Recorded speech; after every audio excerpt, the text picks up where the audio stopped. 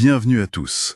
Aujourd'hui, on se lance dans une analyse approfondie d'une rune particulièrement fascinante. Tiwaz. C'est ce symbole en forme de flèche, issu de l'ancien futark. Oui, bonjour. Une rune très forte. On va s'appuyer sur quelques documents pour décortiquer un peu son histoire, ses origines, son sens. Exactement. L'idée, c'est de comprendre pourquoi elle est si puissante, ce lien très fort avec la justice, l'honneur, le sacrifice et bien sûr le dieu Tyr. Tout à fait. Et pour commencer, il faut regarder son nom, Tiwaz. Ça vient du proto-germanique Tiwaz. Ça voulait dire en gros un dieu ou divinité. Ah oui, un dieu, pas Tyr directement au début. Non, pas spécifiquement. En fait, ça remonte même plus loin, au proto-indo-européen Deivos, qui signifie céleste. C'est la racine qu'on retrouve dans le latin Deus ou le sanskrit Deva. C'est déjà cette idée du divin, du sacré. C'est ça, une connexion fondamentale. Et puis, avec le temps, dans le monde nordique, cette divinité s'est précisée, elle est devenue Tyr, le dieu associé à la loi, à la justice. Et la rune garde cette trace, avec le son T. C'est assez constant d'ailleurs, phonétiquement, à travers des langues germaniques. Elle fait partie de l'Elder-Futark, donc on parle du 1er, 2e siècle de notre ère. Oui, c'est ça, l'Elder-Futark émerge à cette période.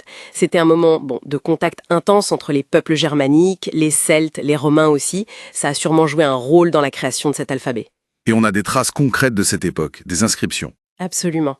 Les plus anciennes inscriptions runiques connues, elles datent d'environ 150 après Jésus-Christ. On les a trouvées en Scandinavie, souvent dans des tourbières ou sur des objets dans des tombes. Mais ce qui est intéressant, et on en avait déjà un peu parlé, c'est que c'était pas juste pour la magie ou le sacré, Non, loin de là. Les découvertes de Brigène, en Norvège, sont vraiment parlantes pour ça.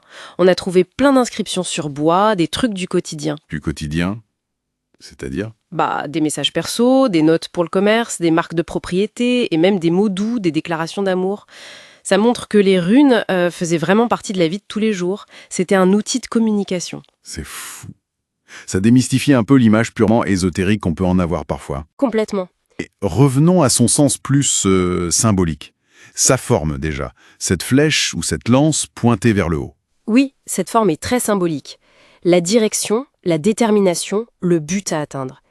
Mais le cœur du symbole de Tiwaz, c'est vraiment la justice, l'honneur et surtout le sacrifice. Le sacrifice volontaire pour quelque chose de plus grand. C'est là que Tyr entre en jeu de manière centrale, j'imagine. Exactement. Tyr, c'est l'archétype de ça.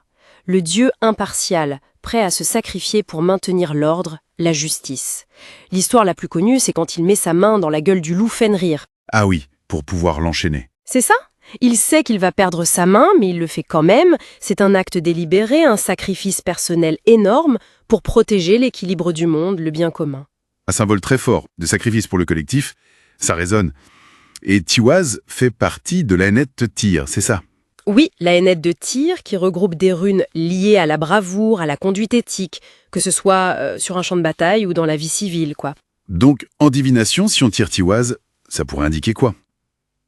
La justice qui triomphe. Oui, la justice, la victoire obtenue de façon juste.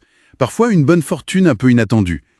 Ça peut aussi parler de relations, de partenariats solides, basés sur l'engagement, le sacrifice mutuel. Et c'est sans doute pour ça qu'elle connaît un regain d'intérêt aujourd'hui.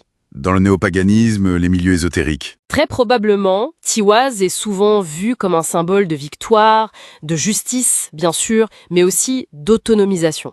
Prendre sa vie en main, mais avec intégrité. On la retrouve dans des pratiques spirituelles, alors pour la méditation, des rituels. Oui, tout à fait, en divination, bien sûr, mais aussi dans des rituels pour se connecter à cette énergie de justice, de droiture, ou même comme un lien avec les ancêtres. Elle symbolise l'intégrité personnelle, l'autodiscipline. D'ailleurs, c'est amusant, mais le mot anglais pour mardi, Tuesday, Oui, ça vient directement du vieil anglais Tiwisded, le jour de Tyr. exactement. C'est une trace directe de son influence jusque dans notre semaine. Ça montre à quel point ce dieu, et par extension la rune, était important. Elle devient alors un symbole de leadership éthique, de droiture. Et plus largement sur un plan social, elle nous interroge sur notre propre responsabilité, non? Sur l'éthique, le courage en leadership. C'est ça. Elle met l'accent sur la responsabilité individuelle, mais aussi sur l'importance des liens forts dans une communauté, des liens basés sur l'honnêteté, l'intégrité, pour des relations saines. Donc, pour résumer un peu, Tiwaz, c'est bien plus qu'un vieux signe. Depuis ses origines liées au divin et à Tyr, Jusqu'à aujourd'hui, elle incarne cette quête de justice, la valeur du sacrifice choisi et un idéal de leadership intègre. Oui, je crois que le point clé, c'est cette force tranquille qu'elle représente. Une conduite honorable, qui sait trouver l'équilibre entre l'affirmation de soi, la force personnelle et la responsabilité envers les autres, envers le groupe. Et ça nous amène peut-être à une dernière réflexion. Comment est-ce que cette idée de sacrifice personnel pour la justice, pour le bien commun qui est si centrale dans Tiwaz, comment ça résonne ou comment ça peut entrer en tension avec nos idées actuelles sur le succès, sur le leadership, qui mettent souvent l'individu très en avant? C'est une excellente question pour continuer à y penser. Quelle place pour le sacrifice aujourd'hui? Voilà, une piste à creuser. Merci beaucoup pour cet éclairage passionnant. Dans la prochaine vidéo, nous étudierons la rune Berkano, rune de la naissance, la croissance et la fertilité. Merci d'avoir suivi cette étude des runes jusqu'au bout. Si vous avez apprécié, n'oubliez pas de liker cette vidéo. Cela nous encouragera à créer encore plus de contenu sur ce sujet fascinant. Pour ne rien manquer des prochaines vidéos et si vous voulez en apprendre davantage sur le décryptage des symboles runiques du Futhark ancien et leur intérêt pour notre époque, abonnez-vous à la chaîne et activez la petite cloche pour être informé dès que nous publions un nouvel épisode. À bientôt pour explorer une nouvelle rune ensemble.